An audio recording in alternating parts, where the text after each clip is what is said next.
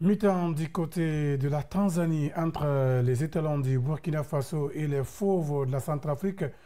Score à la pause, un but partout, hein. Les étalons ont ouvert le score à la 11e minute par Ouattara. Et puis 4 minutes plus tard, l'équipe centrafricaine égalise par l'entremise de Chibinda à 8. Score un but partout. Score logique.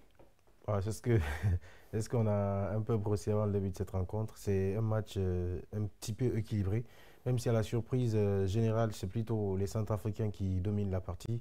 Je pense qu'avec un peu plus de lucidité, ils sont capables encore de créer plus de difficultés à ces Burkinabés en seconde période, qui enchaînent quand même pas mal de déchets.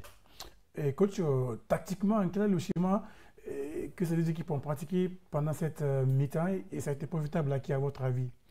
Bon, moi, je pense que les deux équipes jouent avec des attaques placées. Euh, Même si le Burkina a marqué sur un coup de pied arrêté, euh, ils ont eu quand même des occasions sur des attaques rapides, surtout à l'occurrence du numéro 7 de cette équipe de Burkinabé. Et puis la Centrafrique aussi qui a mis la semelle sur le ballon, qui joue derrière jusqu'à devoir arriver au milieu de terrain comme le Burkina étant bien en place sur le plan défensif. Ils ont profité sur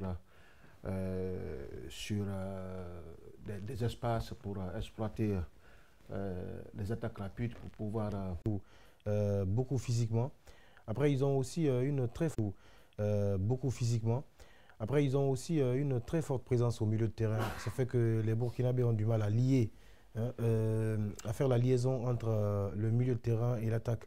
Donc ça, ce n'est pas anodin. Je pense que ça fait partie des plans mis en place par le coach de la Centrafrique. Et en seconde période, comme je l'ai dit, s'ils ajustent un peu plus voilà, les gestes devant, je pense qu'il y a possibilité. Parce qu'on a vu en première mi-temps, il y a eu quelques situations qui auraient pu bien finir, mais dans la conduite de balle, le joueur a laissé le ballon derrière. Je pense que c'est des situations qui auraient pu finir très mal pour les Burkinabés. Donc en seconde période, on verra. Celui qui commettra certainement moins d'erreurs s'en sortira. Mais en face, l'équipe centrafricaine va aussi souligner qu'ils vont très vite, ils vont rapidement vers l'avant. Donc au Burkinabé de faire très attention, sinon ils risquent de dire très tôt au revoir à la compétition. Mais coach, en parlant de ce match, hein, tactiquement, qu'est-ce que ce match peut apporter en deuxième période? Est-ce que vous pensez qu'il faut continuer avec le même schéma ou encore il faut changer de part et d'autre pour Bon, continuer? Bon, le schéma, bon, c'est vrai, on parle de schéma, mais c'est l'animation qui compte. C'est l'animation qui compte, l'intensité dans le jeu, c'est ce qui compte sur le plan offensif ou sur le plan défensif. Moi, je pense que ce n'est pas par rapport au schéma que... Mais non, non.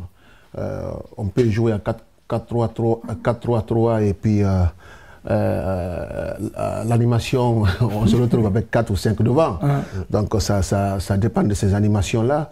Mais il faut que le Burkina mette beaucoup plus d'intensité dans le jeu pour pouvoir déséquilibrer cette équipe de la Centrafrique. Mais bon, il ne faut pas oublier non plus, vous savez, des équipes comme ça, la Centrafrique, la Tanzanie, l'Ouganda, ainsi de suite, ce sont des équipes premières, c'est des équipes nationales. Quand tu prends le Burkina, les locaux jouent rarement en équipe nationale, c'est une affaire de professionnels. Et surtout que le championnat de Burkina, je n'ai pas dit qu'il n'est pas bon, mais bon, c'est pas un bon niveau par rapport, par exemple, chez nous, par rapport à la Centrafrique. Tout ça, ça compte parce que c'est les meilleurs championnats qui se retrouvent au CHAN.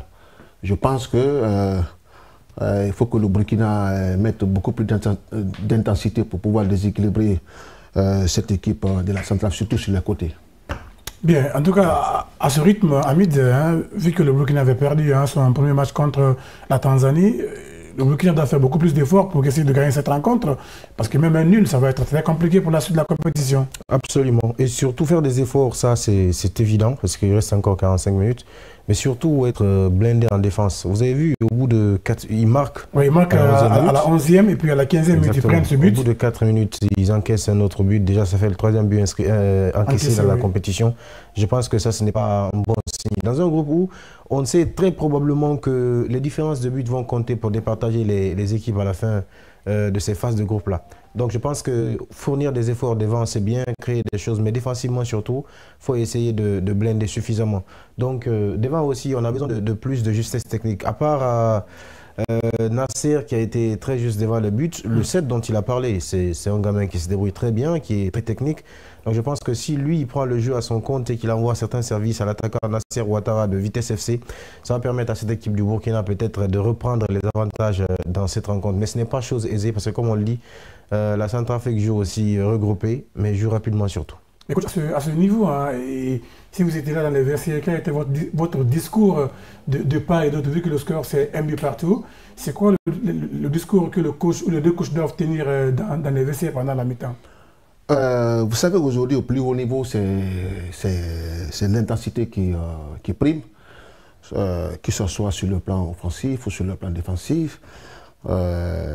Et aussi, il faut mettre la vitesse dans les passes pour qu'on aille vite fait devant sur les côtés. Sinon, il est difficile de déstabiliser une défense. Même la Centrafrique, elle joue bien au ballon, d'accord. Mais bon, elle joue bien au ballon au niveau du milieu de terrain. Mais dès qu'il passe par les côtés, il perd le ballon. Moi, je pense que les deux équipes, ils jouent pareil, sauf que la Centrafrique est un peu au-dessus de Burkina par rapport à leur intensité de jeu dans ce match. Bien, en tout cas, pour le moment, le score c'est un but partout. Hein, on l'a dit, les Burkinabés ont ouvert le score à la 11e minute et 4 minutes plus tard, égalisation de l'équipe de la Centrafrique. C'est la pause, ça va reprendre d'un moment à l'autre. Hamid, à votre avis, cette deuxième période va se jouer sur quoi? Ça va se jouer pour moi à la précision. Comme je l'ai dit, l'équipe la plus précise en seconde période pourra remporter. On a vu deux équipes quand même qui, comme le coach le dit, ils viennent jusqu'à un certain niveau de terrain, ils construisent quelque chose, mais une fois arrivés devant, il y a des déchets dans les passes, dans les transmissions, voilà, même dans les contre-attaques. Donc je pense que l'équipe qui corrigera ça davantage en seconde explication pourra bénéficier de quelques erreurs que l'équipe adverse laisse. En défense aussi, ça va se jouer en défense parce qu'il faut marquer, oui, mais essayer de ne pas encaisser. Parce que chaque fois que vous marquez, vous encaissez, je pense que ça peut plomber le moral de l'équipe au final. Ça peut être préjudiciable. Donc en seconde période, pour moi, l'équipe la plus précise dans ses actions offensives pourra remporter la partie. Mais coach, quel est votre avis sur cette deuxième période? En quoi elle va se jouer pour départager les deux équipes? Déjà le mental, il faut être fort mentalement, aller chercher la victoire. Il a dit en précisant les passes vers, vous savez, la passe vers l'avant, c'est l'animation offensive.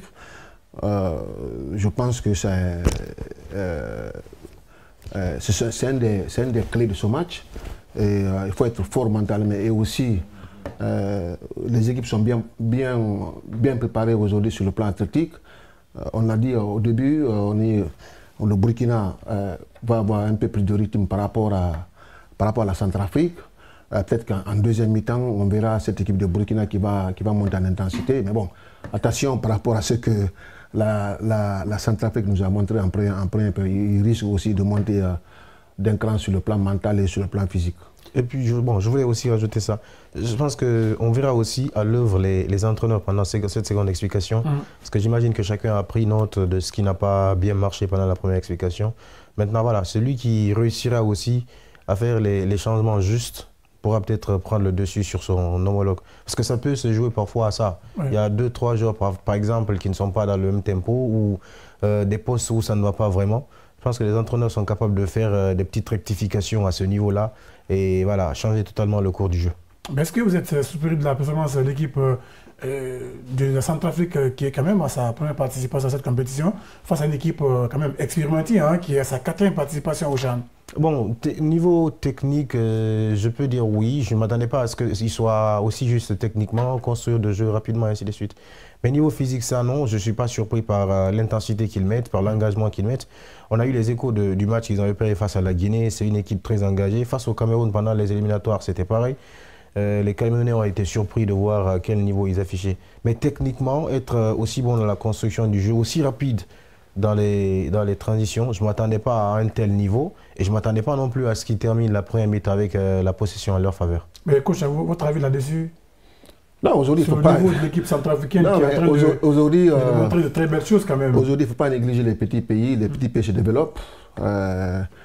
Si on ne joue plus sur le nom d'un pays, que ce soit la Centrafrique, le Kenya, ainsi de suite, ça travaille partout. Il y a l'organisation, le travail, la patience. Ben, le résultat sera là. On l'a dit, c'est une équipe qui a éliminé le Cameroun, une grande nation de football africain. Je pense que c'est une équipe quand même qu'il faut respecter. C'est une équipe que la Centrafrique est en train de construire pour éventuellement aller encore plus haut, jouer chaque fois la CAN. Donc moi je pense qu'ils ont des objectifs bien précis. C'est une équipe qu'il ne faut pas négliger, même si ils travaillent en cachette. Ils travaillent en cachette parce que nous, on ne sommes pas renseignés de leur planification, de leur travail dans leur pays, mais bon, ça prouve que ça travaille. Parfois, comme il le dit, parfois leur club se qualifie par exemple pour les phases préliminaires de la Ligue des Champions ou de la Coupe CAF. Parfois ils signent forfait, ils ne participent pas, ils laissent la place. Donc c'est un pays où les gens ils sont en train de travailler en silence, mais ils sont en train de faire un très bon travail. Et surtout l'entraîneur local qui a déjà fait d'excellentes preuves, comme quoi c'est un pays en fait dans lequel on laisse le temps aux techniciens de travailler et de produire des résultats. Je pense que ça, c'est l'un des premiers résultats, cette qualification à ce champ-là. Au niveau A aussi, comme le coach l'a dit, c'est des équipes qui ont pratiquement les mêmes équipes au niveau local et au niveau A. Je pense qu'ils sont en train de partir petit à petit dans quelques années. Je pense qu'ils vont complètement changer de catégorie en Afrique. Mais est-ce qu'au vu de leur prestation au bout de 45 minutes, vous voyez cette équipe centrafricaine créer par exemple la sensation dans cette poule A5, passer pour les quarts de finale par exemple? Oui, sur ce qu'ils ont montré, pour moi, oui, il y a carrément de la place pour aller d'abord s'imposer dans ce match-là, parce que eux, c'est leur première sortie. Donc, une fois qu'ils auront empoché les 3 points, je pense que pour les prochains matchs, ils vont venir encore galvaniser avec des chances de croire qu'ils peuvent gagner. Et sur ce qu'ils ont affiché, je pense qu'ils peuvent se présenter aussi face à une équipe comme la Tanzanie avec 0 complexe, et ça va vraiment les aider. Et coach, vous partagez l'avis de Hamid sur cette question? Oui, tout à fait. Je voudrais simplement rajouter que il ne faut pas négliger, je l'ai toujours dit ici, il ne faut pas négliger les équipes. Aujourd'hui, il n'y a plus de petites équipes dans le monde du football. Vous savez, au niveau de préparation d'une équipe, ce sont les mêmes travails. Ce sont les mêmes travails, sauf si tu ne connais pas. C'est les mêmes. Vous savez, quand on fait les modules, licence A, ainsi de suite, ce sont les mêmes modules partout dans le monde entier. Sauf si l'entraîneur ne sait pas l'exploiter ou l'utiliser. Voilà, sauf s'il ne sait pas exploiter, sinon il ne connaît pas. Sinon, c'est les mêmes. Donc, quand vous rencontrez une équipe, sache que c'est une équipe qui est prête physiquement, ou qui est prête sur le plan mental, ou qui est prête sur le plan technique, ainsi de suite. Alors, on trouvera rarement, il y aura des erreurs dans une équipe ou dans une compétition, mais trouver une mauvaise équipe aujourd'hui dans le monde du football, c'est très rare. Donc, il faut respecter des équipes qui sont qualifiées, qui jouent la phase finale, surtout, ils ont battu les grandes nations de football. La Centrafrique, il ne faut pas les négliger. On a vu à la CAN Côte d'Ivoire ce que ça a donné.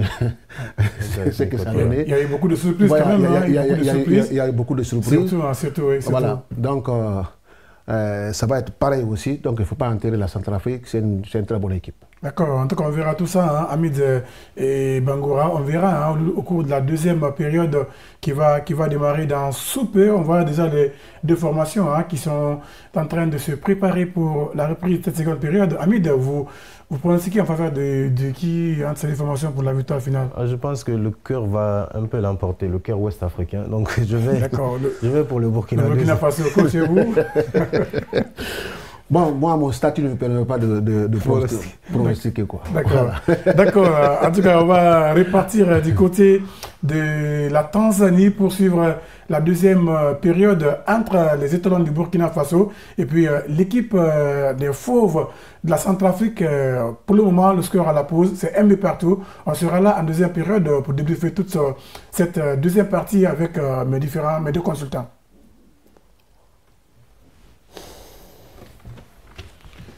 C'est reparti. Il faut juste...